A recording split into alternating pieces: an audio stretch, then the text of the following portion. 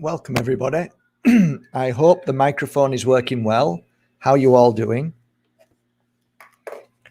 Please give me a shout out. Yes, if the microphone is okay and you can hear me loud and clear.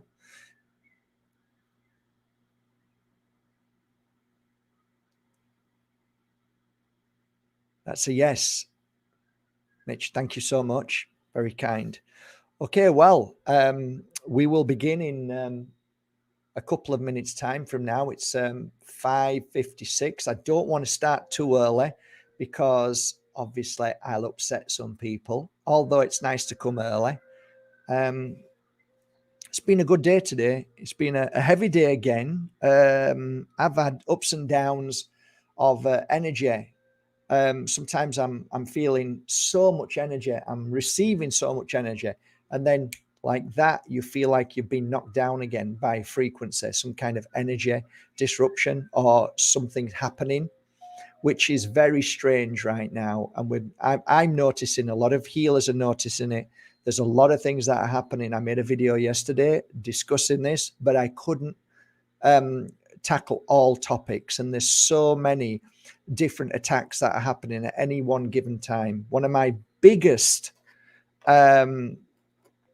I guess, focuses over the years has not been the Vatican, it's been CERN.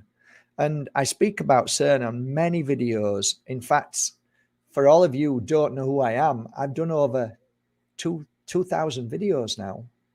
And in and amongst those videos, some have been taken down, but there are quite a lot of mentions of CERN that I've talked about. And I felt that something is very, very wrong. And I felt it was the hub of darkness. So it used to be all roads led to Rome, but it was actually the Vatican.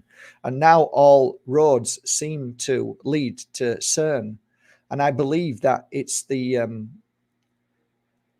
main or root cause of all the frequencies that have gone crazy in the world that we live in now. So we are focusing, we are feeling, we are connecting to energies that we've never felt before. Some heavy, some erratic, some dark, some almost demonic. But we all know that these energies are not stable. They don't feel natural. We don't feel balanced. It doesn't feel right. It feels different. So I couldn't really talk about all the topics that I believe, but I think we all seem to disagree on one thing or another, and yet we should be agreeing on everything. So if I talk about a certain subject, because I've missed one subject out, that doesn't mean I disagree. It just means I may have forgot to talk about that because there's too many subjects to talk about. But just know this about me, guys. It's really easy. I believe that we're being attacked on every single level there is. Not just food, not just energy frequency, not just darkness and demonic, not just people who have been poisoned, not the earth frequency, not the moon, not everything. Everything is a disruptor right now. And we have to be stronger than that disruption. But we also have to accept that the fact that we don't know half of these frequencies, what's happening, what they're sending from out of space, what they've sent from daily from your phone, or from the 4+1G or 4+2G or 4+3G. And then you can look at CERN and what this huge kaleidoscope, which I believe is,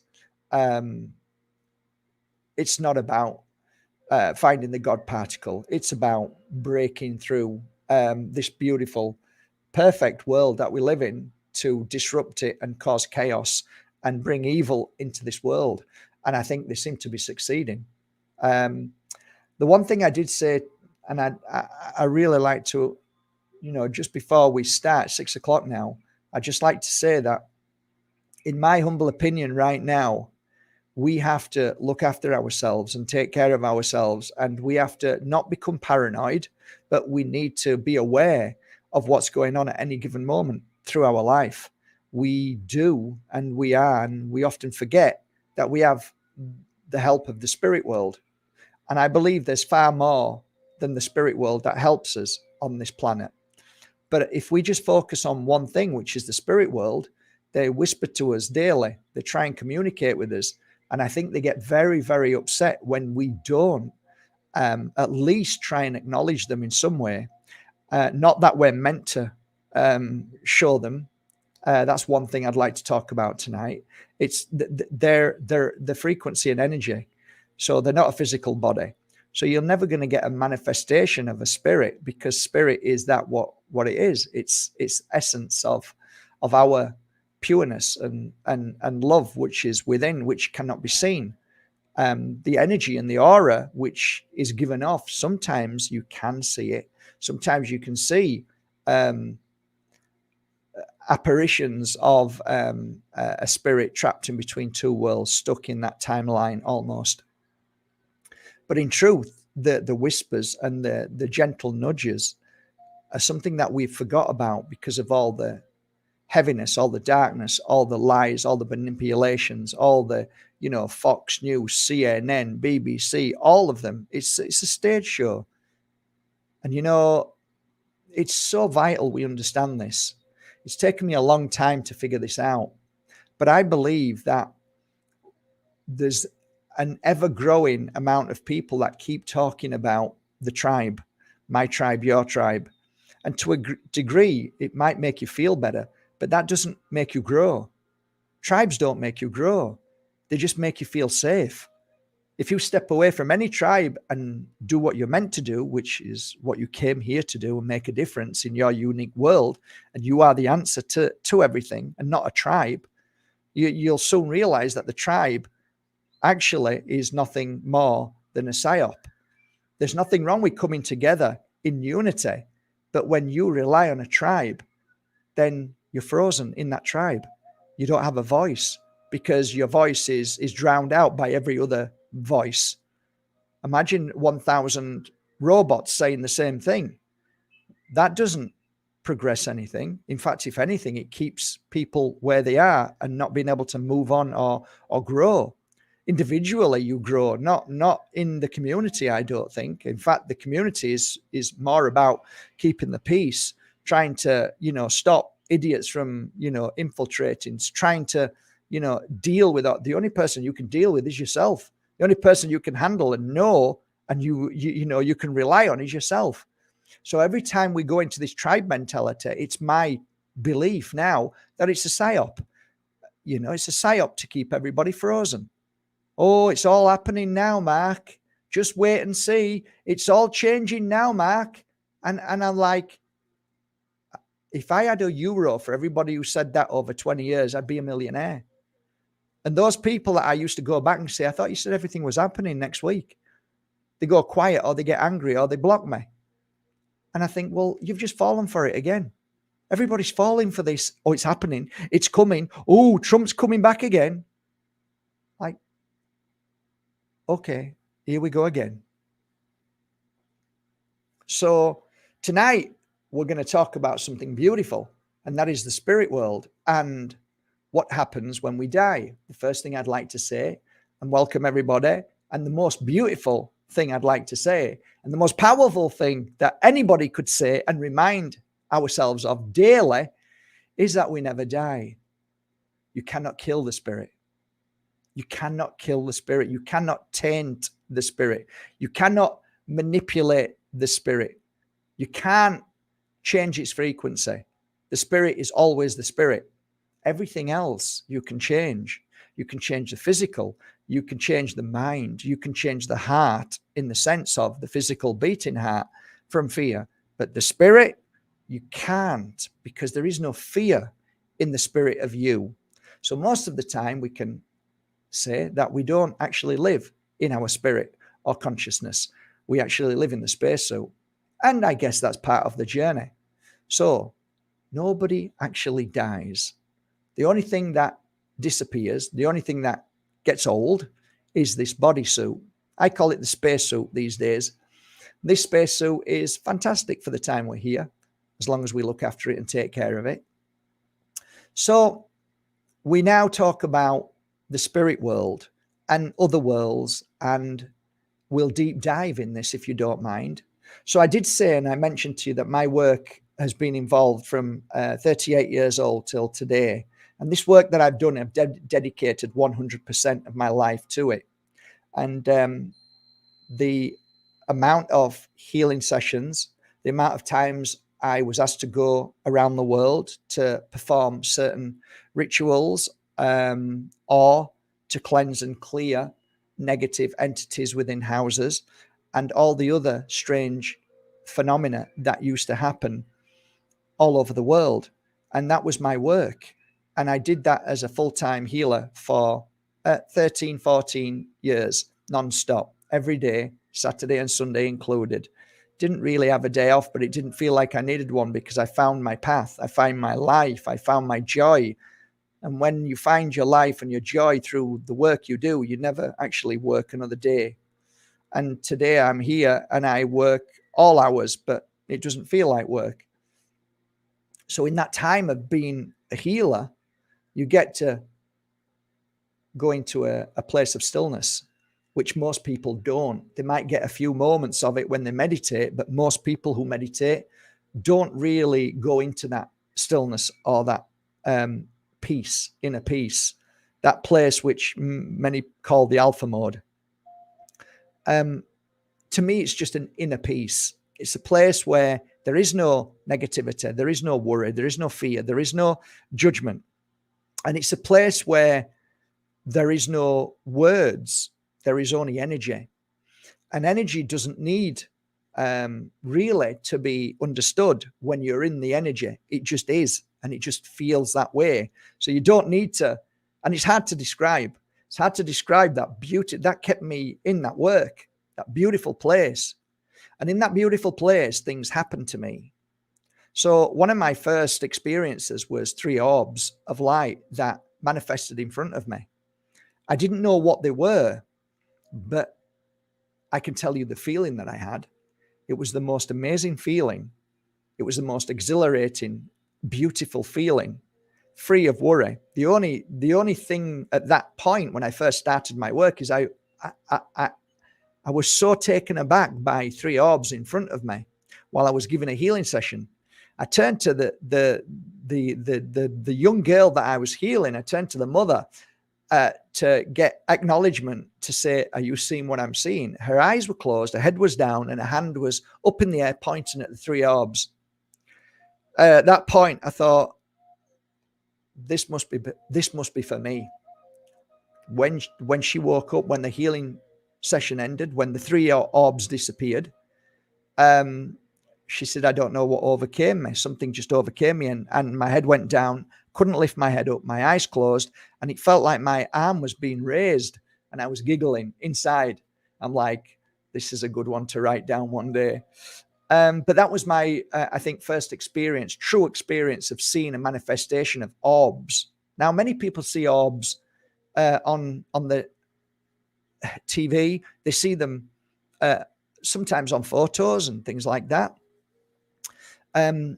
Sometimes orbs are real, and sometimes they are just, maybe a bit of muck on the screen, or it could be some dust, or it could be some, I don't know, it could be a fly, it could be I don't know, incense. So there's so many times that we think we see orbs, but they're not. But there are many occasions that sometimes we can see and feel an orb. And that's something very, very special when you can feel an orb. So the question may be, what is an orb? That somebody asked me that a few times. Well, when I was giving a healing session to this young girl who was suffering very badly in the sense of feeling suicidal because of everything that was going on in her life, personal, family, I was giving the healing to her head, and I was looking down to see her feet at the bottom, and that's where the orbs came. The orbs came, and hovered over the feet, and they came from, imagine a light of a candle, and then that light of a candle becoming more and more bright until it dissipates into nothing. That's what I saw these three orbs do. And it was the most amazing feeling. And I think when you're working with love and you're working with the spirit world in that sense, because love is spirit world in the energy frequency, it's so high, there is no fear, there's no worry. Now, when you work with spirit trapped in between two worlds, that's a different frequency, because they are not of vibration of love, because they are still partly of this world and the spirit world, so to speak. It's an in-between. So it's a denser, heavier energy, and they still hold behind a memory of the physical. So they still have memory of this world and what they did.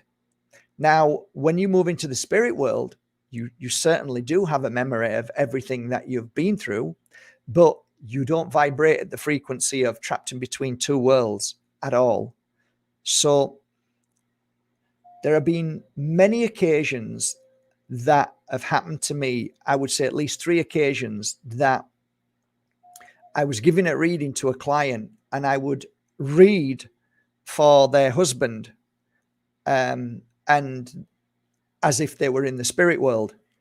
And they would, one in particular, one was the most profound one for me, which was the lady said, no, my husband's still alive. And then she went home and then called me back, and she said he'd passed away in the armchair. So this upsets a lot of people who are in this tribe mentality belief system, that when the spirit, when the person dies, the spirit basically stays in the body for 3 days. So that kind of throws a spanner in the works when I said, well, that can't be possible. That's not possible, because the spirit came in this room and told me to tell this beautiful woman that, you know, all the things that I said, and that was within the hour. So interestingly enough, that particular man, because this lady then came back to me for 3 or 4 or 5 healing sessions for grief, and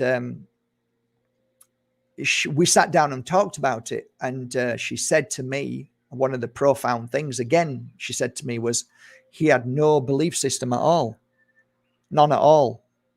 And she did, but he didn't. So you would think, first of all, if, well, I asked this question myself because I'd heard of the trap theory many years ago, and many people were touting that idea because of certain people who had died and then come back to life again. But my question is, why, if we are in this trap theory, why? Well, first of all, wouldn't he, who has no belief system, wouldn't he be the ultimate man to be trapped?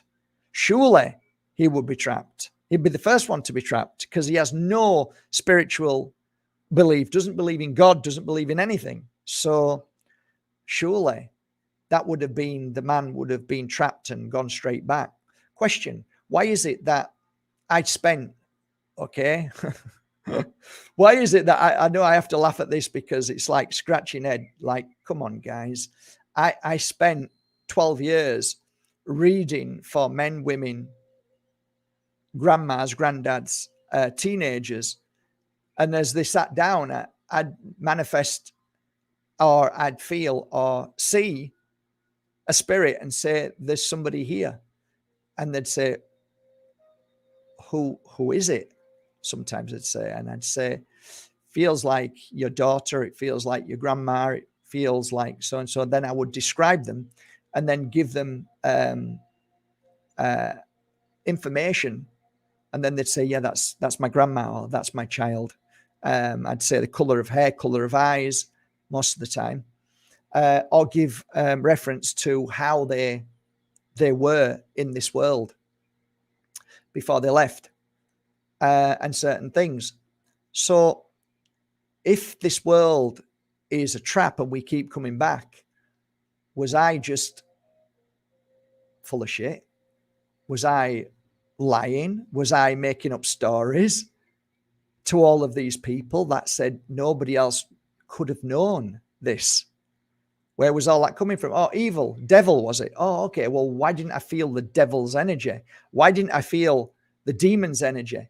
If you speak to anybody who is attuned, they will always tell you that, first of all, demons or entities are very clever and they attach to you and they try and tell you nice things. This is how these people get out of this conversation, of having the conversation. That's why they won't speak to me.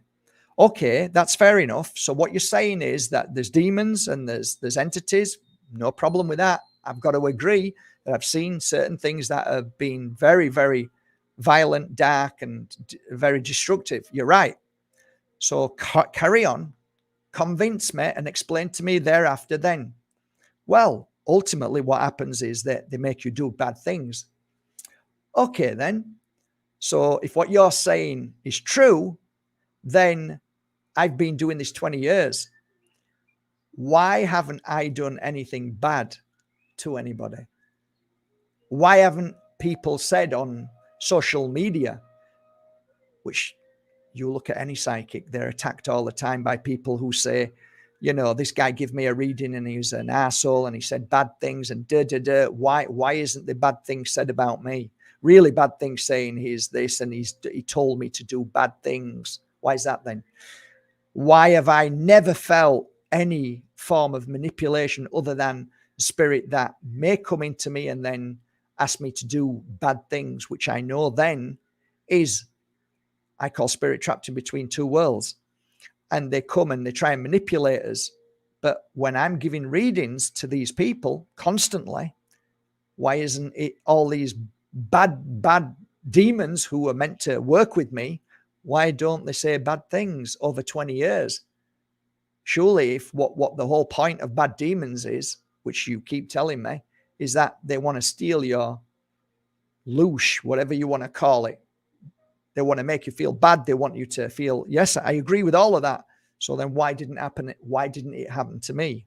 Why did I do thousands of readings and clients going out crying and feeling better, stronger, clearing, and finding out things that change their life to the positive? So it can't be answered. Then they've gone because they can't answer, because they don't want a discussion. So why is it that when I'm doing readings and all of those hundreds of readings, and I've got people's family talking to me in the spirit world, well, why aren't they back into a human body? You said it's a trap.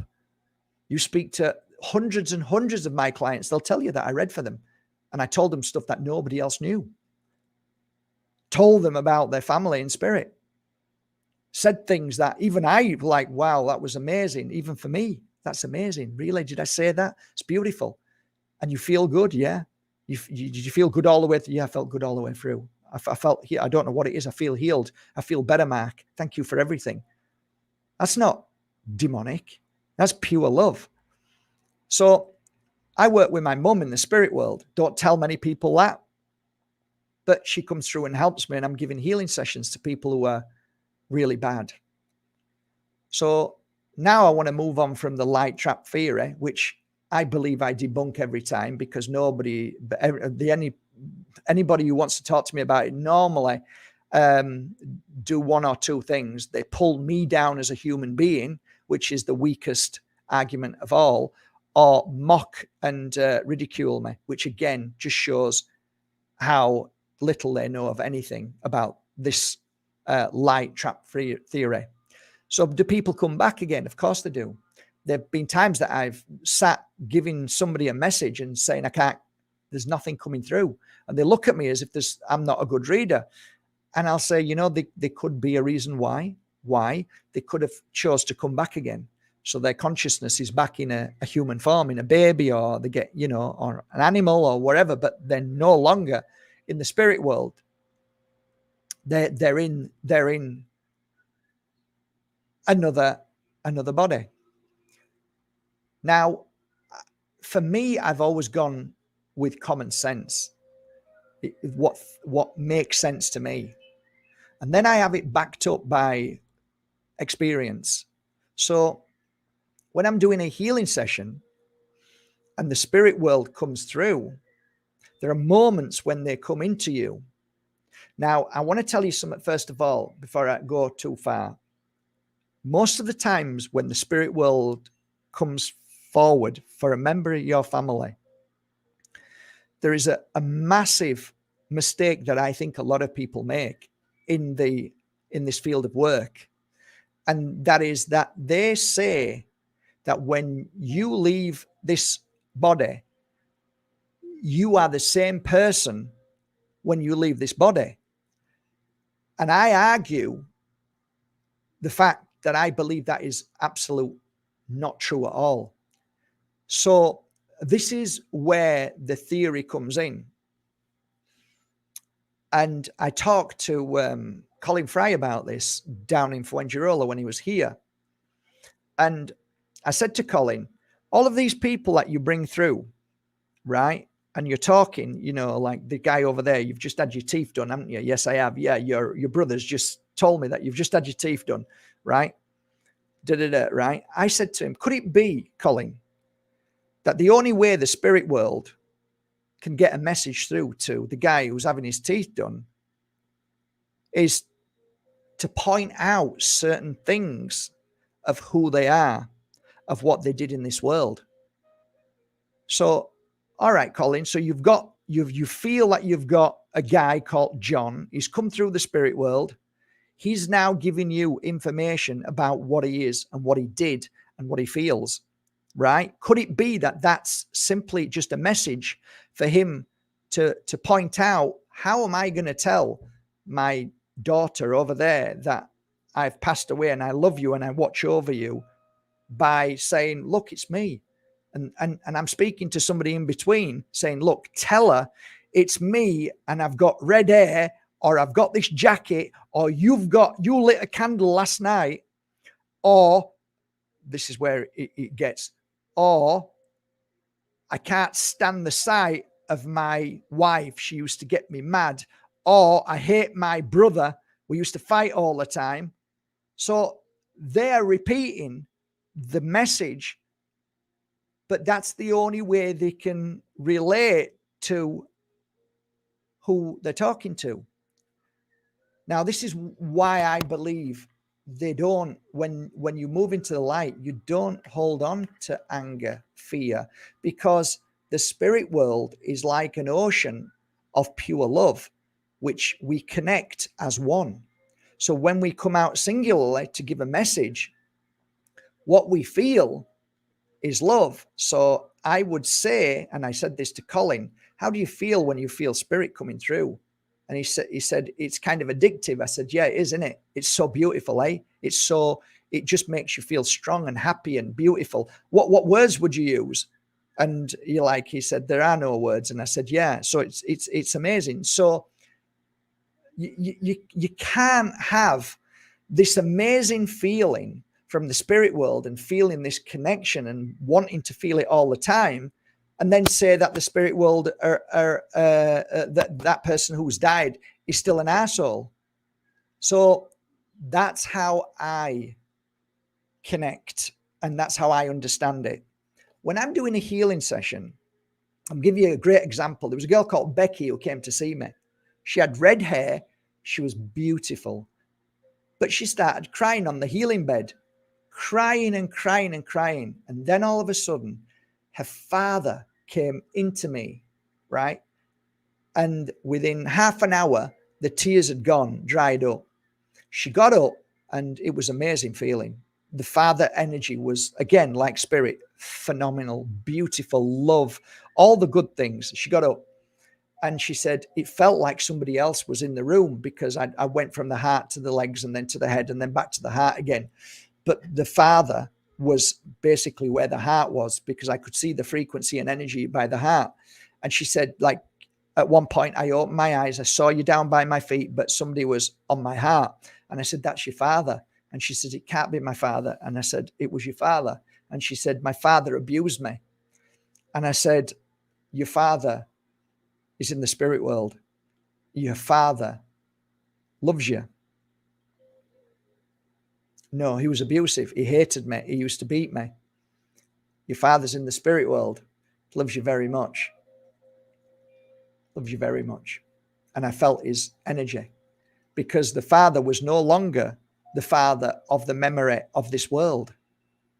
But we only think in one dimension. We only see things this way. Well, this is who he is because this is what he did to me. Well, that's not what he is anymore, because he's moved into the light, and the light is of love and healing. And I said, he no longer is that. So that's predominantly how the healing sessions went. There wasn't any more powerful healing energy from the spirit world when a husband came for the love of the wife, or an abusive father came for to give a message or love to the daughter. There was never any difference. It was still pure, beautiful, and powerful. I'd like to also move on now to when people take their lives. There was many a times that I'd been on roads, houses, bridges, and so on. And people often believe that when you take your life, you don't go into the light. There is truth in that. But if you want me to tell you in 12 years how many people took their life and went to the light, took their lives and went to the light, and those who took their lives and were trapped in between two worlds, I'd say about 5%, maximum 10%, that were trapped in between two worlds. The rest went home quite easily. How do I know that? Because I read for a beautiful, I have to be careful here, because I don't want to say something that somebody knows. Right. So anyway, also bad accidents. I wrote about this in a book, that there was a bad accident and a man came to see me and down the road, and I read and said, I've just seen an accident. I thought it was a car accident because I saw it fast. And he said, no, it was a motorbike accident. And I said, well, he's apologizing. And he said, it was an accident. It was my fault. It was an accident. And he'd moved into the light. So through accidents, bad accidents, again, the percentage is very low. Most people move easily into the light. So I want to move on now, and I'll answer some of your questions in the next 10 or 15 minutes. But if you just let me try and think of things that are coming forward from my past that I can share with you that might help you. Throughout the time that I was a full-time healer, attuning to the spirit in the spirit world, you might want to ask me, how did I ask the spirit world what was it like in this? What's it like in the spirit world? I've got to be honest, I never had to, because when you meet somebody that you've never met before and you sit with them and you have a drink with them and you walk away and you say, that person's just beautiful. It's just a beautiful person, right? You just know they're beautiful. You can feel them. So their life, their everything about them. You just feel it. Sometimes you just get that feeling, somebody who's beautiful. Okay. Imagine taking that person away and just having the spirit that comes to you. You just know they're beautiful. You just know they're happy. They're full of love. They'll help anybody. They'll do anything. They're not judgmental. They don't hate people. They love people, and they just want to make a difference in the world. It's the same thing. So I don't need to say to somebody on the street, if I love their energy and feel them, are you really a nice person? You only say that when there's something not right. You'll only say that when something's weird and off. So when people say to me, what don't you ever speak to the spirit world? Speak to them all the time, but I don't ask them questions. They give me, they tell me by way of energy, by sometimes I can close my eyes and just see now a picture. They'll show me a photo image of somebody, and they might show me a dress with, like I did at the very beginning of the readings. Like I closed my eyes and I said to this woman right at the very beginning, and I don't know why, I got a pen and I went, I'm seeing your husband, okay? And I went like that. I did that, and I said, I don't know whether that's something to do with like army stripes, or I don't know why I've written that down. And she said his favorite suit was a herringbone suit, and it looked all like that, and he always loved it so much. So I never questioned. Because every time I questioned, I get it wrong. So I just give the information without saying what it is. Would you know what? I don't know. I'm just telling you what I'm feeling. We're gonna have to figure it out. You're gonna have to figure it out. And the more I did it, the more like I didn't need to figure it out, because the client would go, I know exactly what you're saying. So I'd say, okay, I don't need to know. It's not important for me to know. As long as you're getting what I'm saying. I don't know what the hell I'm saying, but if you're getting it, and this is what I'm seeing, and that's what he's just shown me, and this is what I've just seen. So I never once got a bad feeling when I was doing a reading on a human being with a conscious soul. Never. There were times when I would read for people who were of a different energy from you and I. They were like a typical energy of demonic, dark, soulless, in the sense of not feeling, not understanding, and there was a few of them that I read for, and a lot of them were either very famous or people who wanted to be. It was all about ego. It was all about power, and they weren't like you and I. That's why when you hear people talking, the power-driven people, there is no love. It's just power. It's just ego, and it's not right. So like I said to you at the beginning, you don't need to question love, because you just know love. So when you're giving a healing session, I'm skipping from one thing to another, but I need to get back to this. When you're feeling spirit and they're whispering certain things to you, at the end of it, you always feel strong, happy, re-energized. You feel love, you feel calm, you feel peace, tranquility, and just everything is okay. There is no fear, there is no worry, there is no questions. It just is, and it's so beautiful. And that's the spirit world. I believe the transformation is very simple. From this world into the spirit world, it is a natural thing. Just like when you come into this world, it's a natural thing. It just happens. And when you come into a human body or an animal body, you come in, and it's a natural thing. Out of free will, you come in.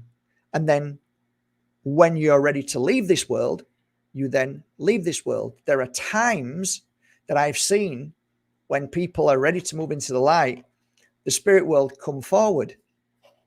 And when they come forward, there's often like, oh, I feel the spirit in here. So somebody sat down and say, really? And then all of a sudden, the person who is moving into the light will start pointing or start talking to somebody, like mumbling. Right? You've got to understand as well that they're on medication, that most of the time they're sticking drugs into them to kill them.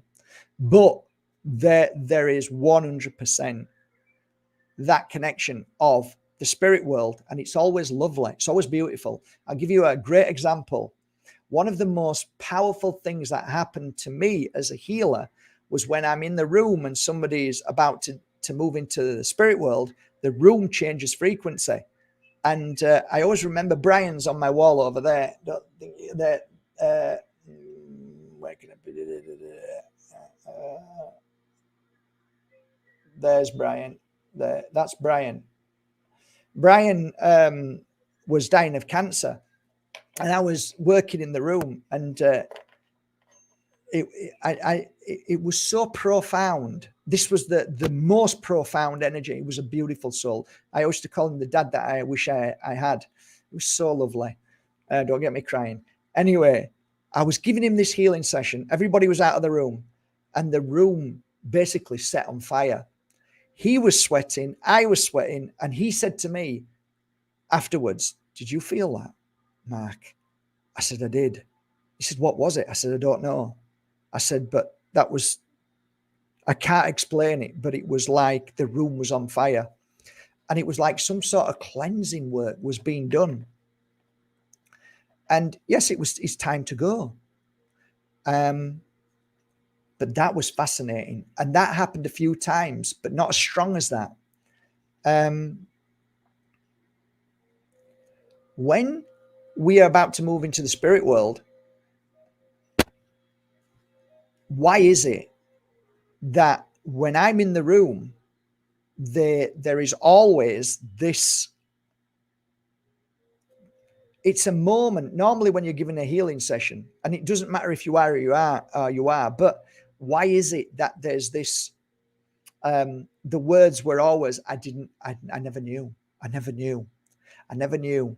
And those are the ones who are not religious. I never knew. So something overcomes them, and there's a sense of peace, and it's okay now. So I believe that's the spirit world. Totally. The spirit world comes forward to help. So it would be pretty demonic, wouldn't it, if you would think about it from what you know, the likes of David Icke and other people's believe. It would be pretty demonic, wouldn't it, if that what you're saying is that it's a trap?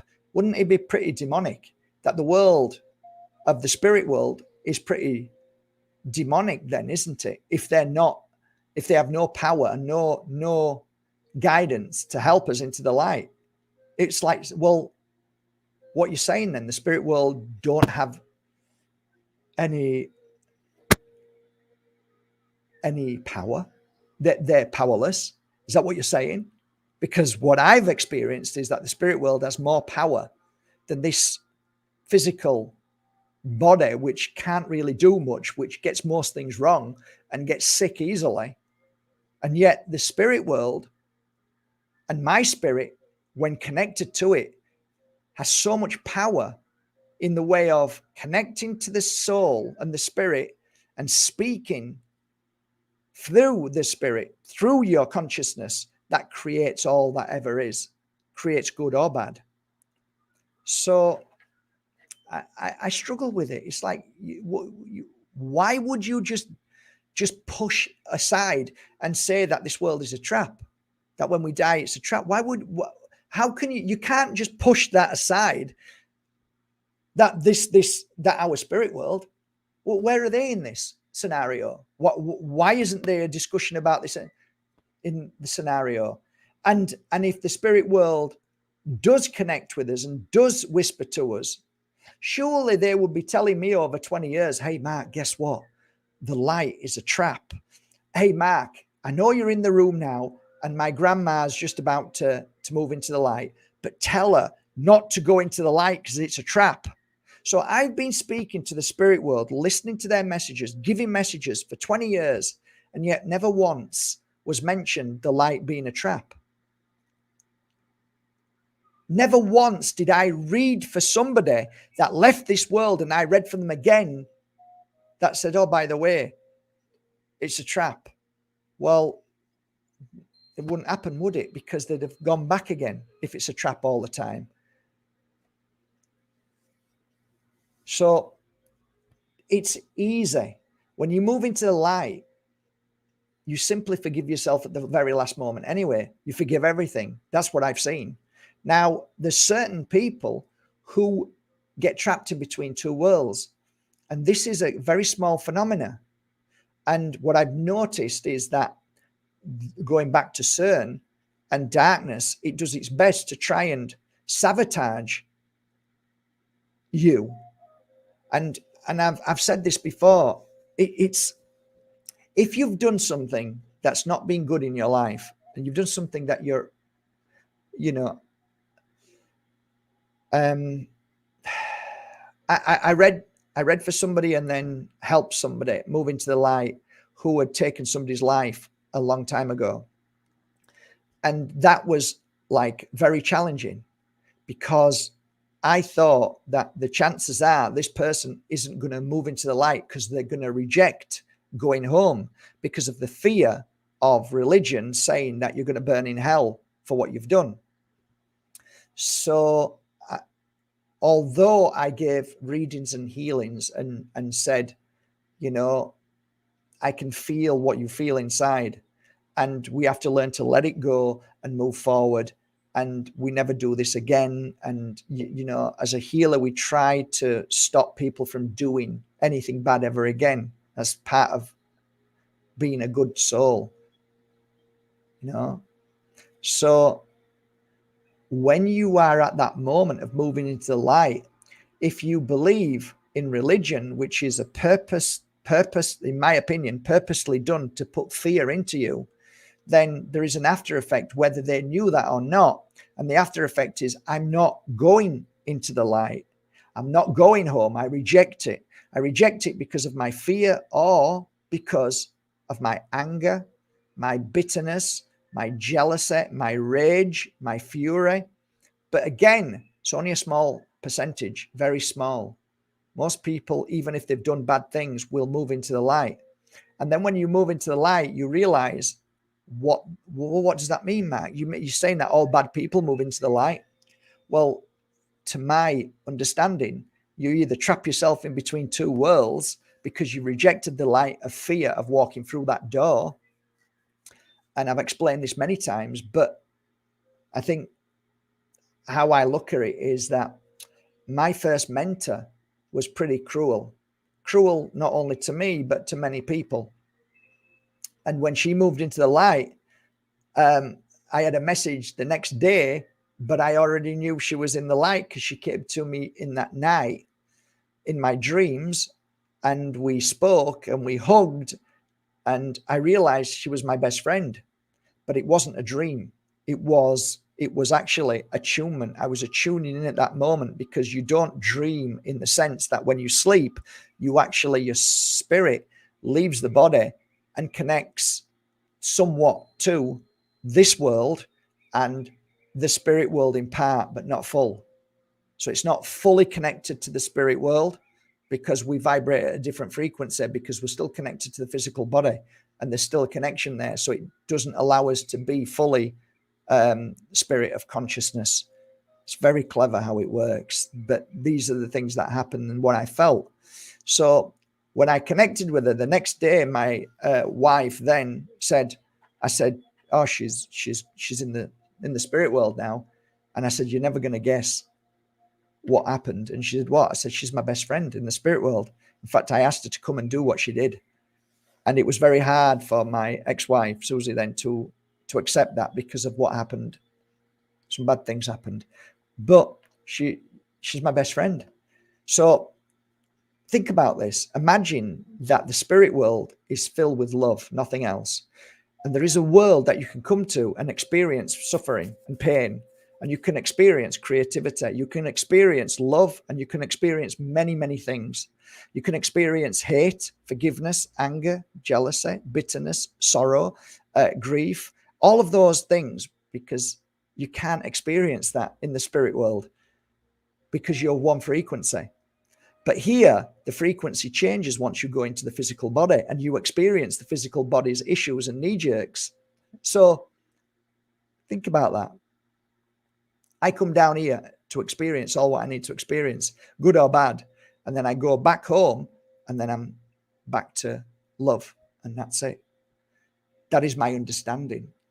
And my understanding is that 90, I would say at least 95 to nearly 98% have no problem in the transition of a natural process of leaving this world. Even if you're on drugs, even if it doesn't matter, there's only a small percentage that don't. There's a lot of child abusers who are really, really, really addicted to that energy. I find a lot of them who are still trapped. And that's another part of my work that I used to do, especially the priests or the bishops were the worst. The higher the ranking of color of outfit back in the 15th and 16th, 17th century, whatever it was, when they were, when I would feel them in these places, the higher the rank, the more evil and the more they wanted to cause chaos.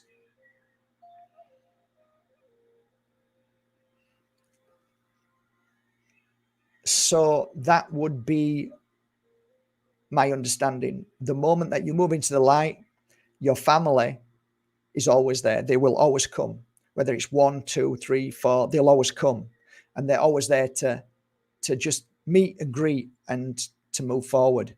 Whatever the process is of that moment of moving into the light is called free will, whether you move into the light or whether you reject it and then get yourself trapped in between two worlds. And then you just stay there until you're able to move out. And somebody asked me, if you're trapped in between two worlds, are you able to get out of that trapped in between two worlds? One of the most fascinating subjects, because most of my work was going into houses or being in strange places and helping children or adults move into the light because they didn't even know. So I call them spirit in denial. Spirit in denial, like, I haven't got a clue. They're just, what? Really? Yeah, you've just got to move through. Normally, it came with a little bit of negativity or a lot of negativity, shock, death by murder. So there's been many a times I've walked on the mountains all over the place, and I could feel that there was like a battle or a murder taking place. So sometimes I have to explain to somebody, and then the spirit world uses you. I don't go and find it. The spirit world take you there. They bring you there. I write about it all the time. They bring you there. They know that you've got something that can help them. So they'll always whisper to you and say, right, I need you to go. I need to go there. Why? You don't need to go. Yeah, I need to go there. Why? I don't know. I just need to go there. I need to go up this road. Why do you need to go up there? I don't know. I need to go up this road. And you're even fighting against not wanting, what the hell am I going up that road for? And then you end up going, and then you understand why. Because the spirit world nudges you to be somewhere to help. Just where you're nudged to be somewhere to help either a member of family or somebody that you haven't met who might be going through pain and suffering. Same thing. It's the same thing. No difference. I'm no different than you. It's just that I'm working on an energy which is a slightly different frequency, but you help people every day. You are directed sometimes online to somebody who's in a bad place, and you'll send them a message to make them feel better, or you'll bump into somebody not knowing why, or you'll ring somebody up not knowing why. You're no different from me.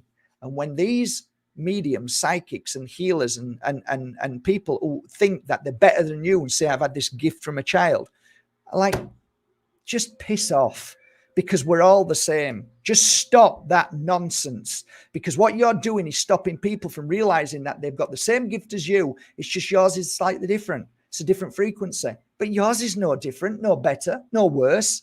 So stop being a big head. Stop trying to get people to love you. I have no time for it.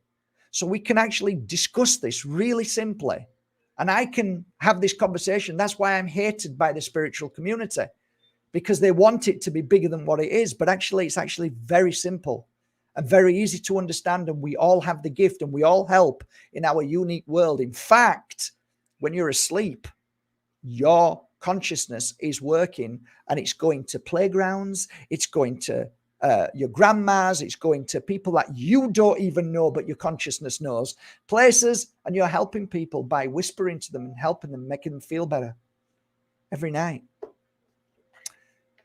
So that's 50 minutes. I can talk about this for a year. I could just keep talking. I can keep giving you story after story.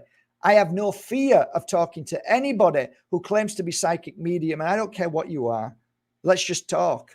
Let's talk our experiences, because I got nothing to hide, and I've got nothing to prove. I ain't got nothing to prove. I don't want you to look at me as anything other than equal to you. It's those who claim to be more powerful that they saw that, or yeah, shut up. You're not. You're just the same as everybody else. We're all powerful and we're all equal.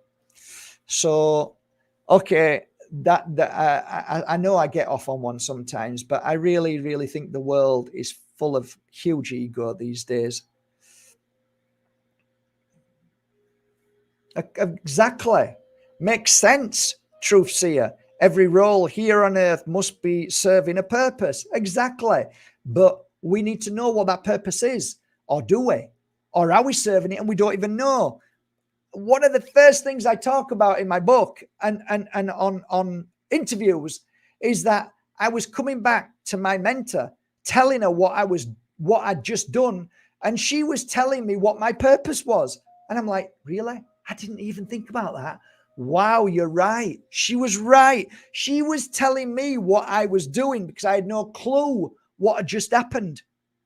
So my point being, we're all serving a purpose every day, but just sometimes we're so close to it and we don't even know it, but we are.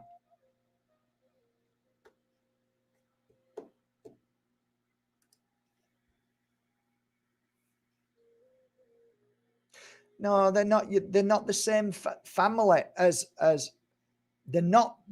They're nothing like what they are here. The physical body goes through what it goes through due to programming, due to the fear that was given to them as a child, that they now are giving to you as their child. But their consciousness has got nothing to do with the actions that they have in this world. And when you go back home, you'll see that and you'll smile and you'll go, oh my God, shit, that was heavy. What we experienced. But what you experienced makes that beautiful ocean of oneness more powerful because it understands all action, all energy, all frequency, all emotion. And it understands it to such a fine point that it grows all the time. It elevates. You're not gonna hate anybody. There's no such thing as hate in the spirit world. It's only love, and it's so hard to explain to people. But if you have spirit that comes into you when you're doing a healing session, then you'd understand all of this, because there is no need to forgive, because there is no forgiveness in the spirit world. It's just love. It's just love.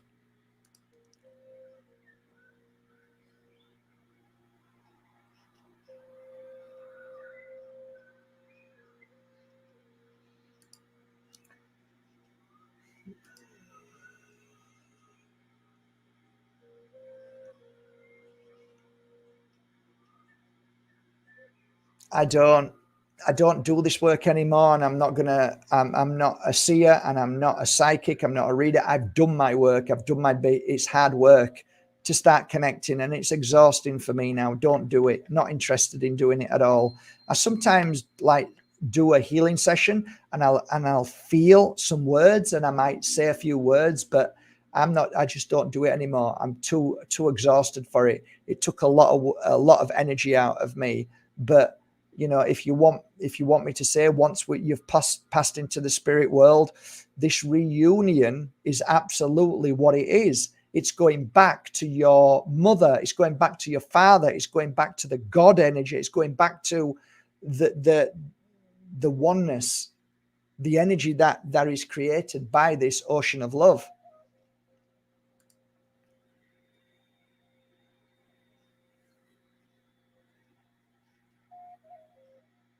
She could be reincarnated very easily. It could easily be that way.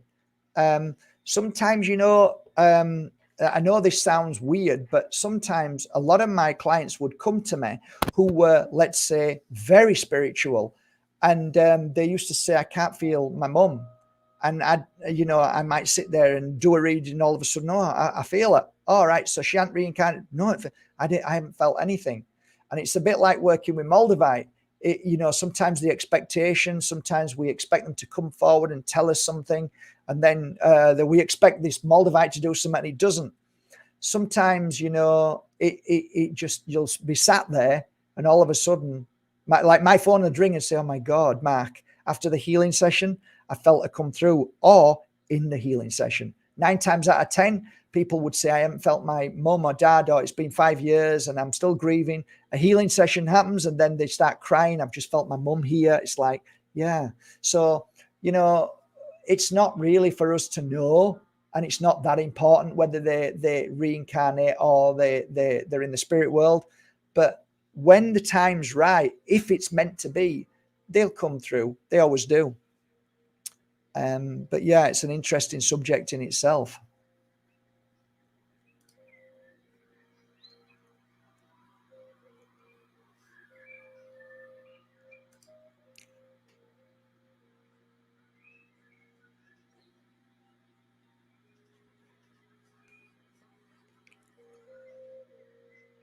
Interesting. There's so many aspects of near-death experiences. And a lot of people talk about that as one. That is definitely one of the things that there's a guilty feeling. I remember my son, and it wasn't a near-death experience, but my son was in the car and he was only 6 years old, and something like that, 6 or 8. And he said, "Oh, Dad, I had a dream last night." And I said, "What about?" He said, "I can't explain, Dad." He says, "But what I dreamt was, if it is heaven, I want to go now. I don't want to be here anymore." And I'm like, "Oh no, it's okay, son. Yeah, that's the feeling. That's it. What you've just said is the feeling. You don't want to come back here. You want to go. But the thing is, son, you've got a lot of work to do here, and it's not your time to go yet." And he's grown up to be a lovely man, and he's doing some great work. And I think, some people say it's I can see why.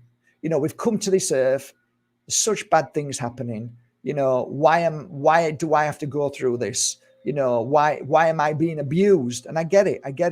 Up until the point that you move into the spirit world, and then everything makes sense. And you can't make sense of it, of this world. I don't think it's entirely plausible for anybody to make sense of this world until you're in the spirit world, and then everything makes sense. I just see glimpses, and I shared with you tonight some of my experiences that I see and feel, that I believe that give you a little snippet or a little piece of the jigsaw. But the whole point about all of this is it really that important to fully know what the spirit world is? Because my truth is, it's far more important to know what this world is and what we can do to improve this world and improve ourselves and improve our path, and how we can change our future, and how we can deal with all of the pain and suffering that we go through, and the illness and the grief and the nastiness, to create the world that we can look back on and say, you know what, I did my bloody best. Or you could say, oh, I stayed in that. I shouldn't have done that. And then that's when you can make a decision to come back again, to go through the same thing, to say, I did my best there, in the sense of, okay, I've experienced that. I felt it. I don't need to feel any other emotion from that particular circumstance that I put myself through. So my mum, do I need to experience anything else from my mum? No, I experienced the love. I experienced the suffering. I experienced the pain. I got it now. I don't need that anymore. My dad, well, I got abuse. I felt the pain. I experienced the love. I know him inside and out now. I know what he went through. I got it now. I get it. So when you're holding on to something that you don't get, when you can think about something that you just still don't understand, and it gets you angry or it gets you sad, if you can't figure that out, my feeling is that we come back again to learn it till we do figure it out. And the figuring out is that I understand why that happened. I understand why that person did what they did. See, like my dad, I didn't get it until my sister was on top of a podium saying, my dad went for his first job. All he wanted to be was an electrician, and they turned him down. And because he's so proud and so stubborn, he went for a job that he could easily get, which was a finisher in a mill, and he hated his job. And That was it. That was it. All right, now I know why he beat me, because he hated his job. It wasn't me. Now I understand the beating. I get it now. So you see, we have to look at things. We have to delve into things. My first teacher, why she did such bad things, she was angry. She was jealous. She never achieved the enlightenment, what she wanted. So she was angry and jealous of everybody. But it's okay, because she'll have to come back and learn that again till she gets it. Because it's not about being famous and rich and powerful. So we have to learn whatever we go through.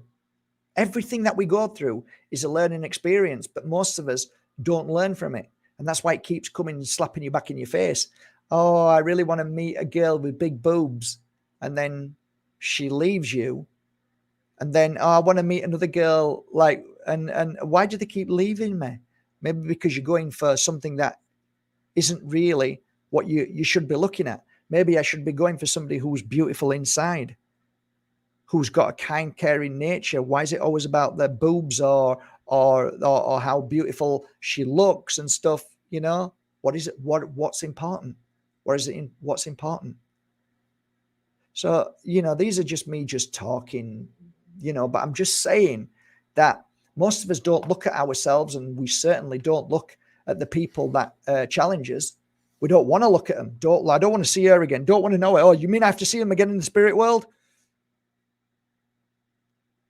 Every time I hear that, I go, oops, here we go again. Oh my God, I'm not coming back into this world again. Not ever again. This is the last time.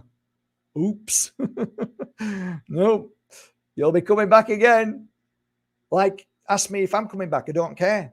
It's fine. I'm happy to come back or not. Whatever. It's okay. It's all good. So anyway, guys, that was 1 hour. I hope you got something from it. And that's my truth. I know I probably upset a lot of people when I talk about this trap light thing, which I'm here to talk. If you know, I've talked to loads of people about it, but normally they get angry and go because they're just angry at it. It's just, yes, it is, and that's it. Well, I'm here to talk, you know. So, all right, guys, love you all. It's been a lovely hour. I got to get back to the farm, feed the chickens, and tidy up. And I'm wishing you all a lovely evening. I got a surprise guest tomorrow coming on the show. I hope you're gonna love her. So, see you tomorrow sometime. Wishing you all a lovely evening. If I haven't answered your questions, I'm sorry, guys, but that's really as much as I can give you at this moment. Thank you all. I do this from my heart, out of love. Okay, this comes from here. No agenda. No, I don't want anything from you. I just want to give you my experience. Okay, my experience. Love to everybody. Thanks, guys. Have a beautiful evening. Love you all. Take away what you will. Sit and meditate on it. Think about it. And there's no reason why you have to agree with anything that I say. But like, think about it and say, yeah, no, that doesn't make sense to me. That's fine. That's your path. That's your journey. I'm not saying I'm right. I'm just telling you my experience. So I have equally the right to say that the light is purely spirit coming through into the room, ready to hold your hand and vibrate you into the spirit world. That's my right. It's my free will to make that choice. And if you believe that the light is actually a trap, that is your free will. And we'll only know when we all move into the light if it is or it isn't. So one thing I would say to you is this, guys. If David Icke is right, then read the book and find out word for word what it is that you need to do not to go into the light, so then you go back home. What step-by-step process is it from closing your eyes, moving out of this consciousness, and your consciousness, like, this is, I can't even say it, guys. This is when I know it's bullshit. Sorry. But How can your consciousness not know where to go? The consciousness is all seeing. Even David Icke says it's all seeing, it's all knowing, it's all forever. And yet it can be so easily trapped. I'm sorry, guys. I can't buy it. It doesn't work. It isn't computing. It's not touching my spirit and soul. It's saying this is so wrong. Sorry, guys. That's just my thought. A bit emotional sometimes, but love you all. And it's free will. And it's okay. Do what you want. Come back. Don't come back. Don't go into the light. Go wherever you're meant to go. Do whatever you're meant to do. But hey, it's nice to hear this story from a healer who's actually done the work. Maybe that's a good thing. And maybe you should start listening to people who've done the work and listen to the stories instead of reading other people's regurgitated information. Love you all. Have a great night. That, I know it sounds egoistic, but it isn't. It's just truth. If you've worked on a car, if you've worked on cars all your life, right, from 38 years old till now, and all you've ever done is every day going to work and work on cars, and somebody comes into your office and says, hey, my car is having trouble, it needs fixing, and you start saying, oh, well, this is what, and then somebody says, excuse me, no, that's what you need to do. And you turn around to them and say, have you fixed any cars before? Oh, no, I haven't, but I've read a lot of books and people have told me that. Who would you believe? That's all I'm saying. It's just common sense. Who do you listen to? I listen to people who do the work. I listen to shamanic healers. I listen to people who do the work. Actually do the work. The work. The mechanic fixes the car. This healer works with spirit trapped in between two worlds, works with people who've moved into the light, works with people who have asked, is it possible if there is my family and spirit there? I did that work and I told everybody it was hard work for me. I had to work bloody hard for that. Yeah, so many natural people who say they can do it. I had to work bloody hard for it. I had to eat well, look after my body. I couldn't do it when I was upset, couldn't do it when I was angry, couldn't do it when I was feeling sick. And that's what I teach as a pure energy healer. If you want to do this work, you want to do it right. Look after yourself, look after your body, clear your trauma, clear all the issues out of your life. Be a beautiful vessel for that energy to come through. So you're not confused by the mind talking. Everything that I shared with you tonight came through an empty vessel of this body that wasn't corrupted by other people's ideologies, religions, beliefs. I didn't listen. I've never listened to people. I'm so stubborn. When I want to do something, I want to do it myself. Oh, don't talk to him. He's horrible. Why not? I'm not listening. He might not be horrible to me. So I don't follow. Read the book. Read the book. No. I want to experience it myself. And that's what I did, guys. That's what I did. I experienced it. 2 decades of experience. This isn't somebody reading a book. This is somebody through what I've done. And this is why I've spent 1 hour talking to you. I have no problem talking to you about it. No problem at all. I can answer any question. It's just that I'm tired now. I'm exhausted. Because it takes a lot out of you when you're doing this and you're channeling and you're feeling back to the times that you did what you did and bringing out this. It takes a lot out of you. It's not just a simple conversation, this. All right, guys. Love you all. Have a great evening. Take care. Thank you so much for joining me tonight. Bye.